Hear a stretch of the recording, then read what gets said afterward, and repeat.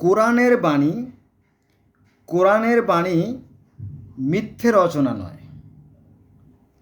পূর্ব গ্রন্থে যা আছে অর্থাৎ পূর্বের গ্রন্থে যা আছে তার সম অর্থক অর্থাৎ সমান অর্থ বহন করে যে বা যা সমর্থক এবং সমস্ত কিছুর বিশদ বিবরণ। এটা আছে সূরা রাদের 111 নম্বর আয়াত। এখন আমরা যদি এই আয়াতটাকে যাচাই করি, কারণ কোরআন বলছে তোমরা আসো সেই কথায় যা তোমাদের এবং আমাদের মধ্যে এক। এখন আমরা যদি যাচাই করে দেখি তাহলে দেখা যাবে যে সেই আজ থেকে 14,000 বছর আগে সেই যে গিলগামেশের যে মহাকাব্য, সেখানেও একজন মাত্র ঈশ্বর, তার নাম হচ্ছে আনু। তারপর আজ থেকে 10,000 বছর আগের সেই যে মিশরীয় ফারাও রাজাদের যে ধর্ম ছিল, মিশরীয় ধর্ম, সেখানেও আমরা একজন অদৃশ্য সৃষ্টিকর্তা আছে, তার নাম হচ্ছে রা।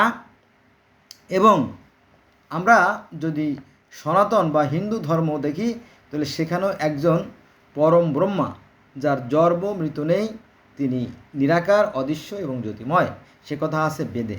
এর প্রচুর রেফারেন্স আছে, যদি আপনারা চান আমি দিতে পারবো।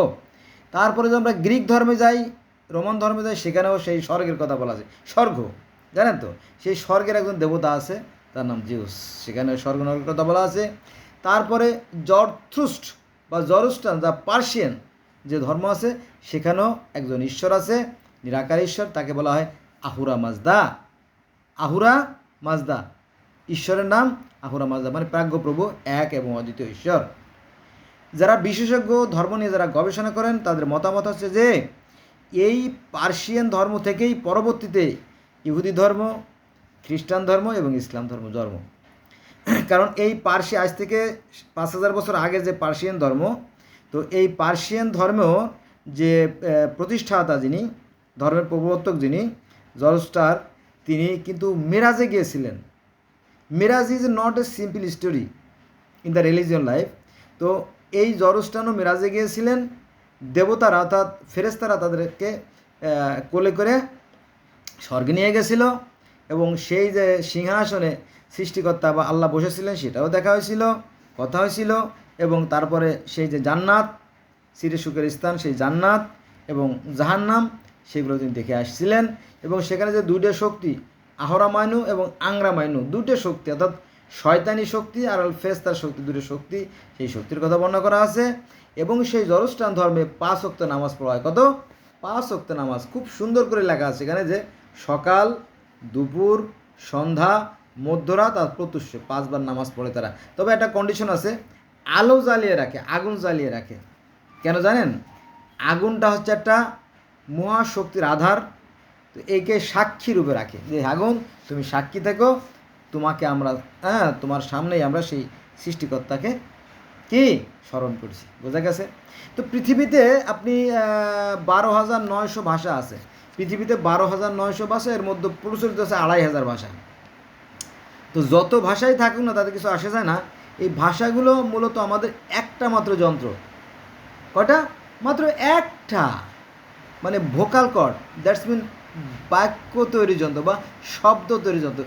গোটা পৃথিবীতে যে মানুষ কিন্তু এই একটা যন্ত্রের শব্দ তৈরি করে, সেই শব্দ তৈরি করে কী করে দেন, বিভিন্ন ডাইসে দিয়ে, কেউ আরবি, কেউ ফার্সি, কেউ উর্দু, কেউ পর্তুগিজ, কেউ বিহারি, কেউ আফগানি, কেউ রুশ, কেউ ইংলিশ, কেউ বাংলা, কেউ উর্দু, কেউ ফার্সি, নানান ধরনের ভাষা তৈরি করে। কিন্তু যন্ত্র কি? যন্ত্র কি? একটাই যন্ত্র। এই যে বাক, বাক মানে শব্দ বা শব্দ তৈরি যে যন্ত্র, তাকে বলা গেলে vocal cord. Have you understand my speech? Yes, I am. Because সৃষ্টিকর্তা একটাই যন্ত্র দিয়েছে, আর এই একটা যন্ত্র দিয়ে মানুষ কি করে? অসংখ্য অসংখ্য হাজার হাজার লাখ লাখ ভাষা তৈরি করে। সেম টু সেম সৃষ্টিকর্তা মানুষকে, প্রত্যেকটা মানুষকে, not only man but also others, any kinds of animal. শুধু মানুষই না, এখানে অন্য অন্য যে সমস্ত জীবজন্তু আছে, যেমন গাছপালা, মাছ, পশু পাখি, কীট পতঙ্গ, লতা, গুল্ম, ঘাস, সবাইকে সৃষ্টিকর্তা ভালো মন্দের জ্ঞান দিয়ে দিয়েছে। ইন্টারেস্টিং ব্যাপার না? So I shall request to my friend, let's go from today we shall never call for the religion. আমি আমাদের বন্ধুদেরকে অনুরোধ করবো, চলেন আমরা ধর্ম নিয়ে বাড়াবাড়ি না করি। পৃথিবীর প্রত্যেকটা মানুষের একটাই মাত্র ধর্ম, সেটা হচ্ছে কি? প্রত্যেক মানুষ মাথা দিয়ে চিন্তা করে, চোখ দিয়ে দেখে, নাক দিয়ে ঘ্রাণ নেয়, মুখ দিয়ে কথা বলে, কান দিয়ে শোনে, প্রত্যেকের আবেগ অনুভূতি এক, সবাই ক্ষুধার জ্বালা তৃষ্ণার জ্বালা সব এক। পৃথিবীর প্রত্যেকটা মানুষ শীতে কাঁপে, হ্যাঁ, সুখে হাসে, দুঃখে কাঁদে, এক। এইগুলো ধর্ম, এটিকে ধর্ম, এই ধর্মকে পৃথিবীর কোনো মানুষ পরিবর্তন করতে পারে না। এটা হচ্ছে সৃষ্টিকর্তার মানে অলমাইটি ক্রিয়েটের অলঙ্ঘনীয় বিধান, এটা হচ্ছে ধর্ম। আর এই যে হিন্দু, মুসলিম, বৌদ্ধ কি, এগুলো আসলে ধর্ম না, এগুলো আসলে সম্প্রদায়, হ্যাঁ, দলাদলি, আর কিছুই না।